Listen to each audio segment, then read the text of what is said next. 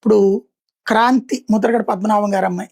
ముద్రగడ పద్మనాభం గారిని ఈమెని అసలు నువ్వు నా దగ్గరకు కూడా రావద్దని చెప్పేశారు. మా నాన్నని హాస్పిటల్లో ఉంటే పరామర్శించడానికి కూడా జగన్ వెళ్ళలేదు. ఇదే నా కాపుల పట్ల ప్రేమ అన్నట్టు. సింధు హాస్పిటల్ ఒక దేశ ప్రధాని వచ్చి ఒక హాస్పిటల్ని ఓపెన్ చేశారనంటే ఆ హాస్పిటల్ తాలూకా స్టాండర్డ్స్ ఏ స్థాయిలో ఉంటాయనేటువంటిది అందరం కూడా ఊహించుకోవచ్చు. చక్కటి వైద్యం ఆయనకు అందుతా ఉంది. నా తండ్రి జక్కంపూడి రామ్మోహన్ రావు గారికి ఆరోగ్యం బాగోకపోతే ఆ రోజుల్లోనే 50 లక్షల రూపాయలు ప్రభుత్వం నుంచి నిధులు ఇచ్చి అమెరికా పంపించి చాలా కాస్ట్లీ వైద్యాన్ని అందించినటువంటి కార్యక్రమం రాజశేఖర రెడ్డి గారు చేశారు.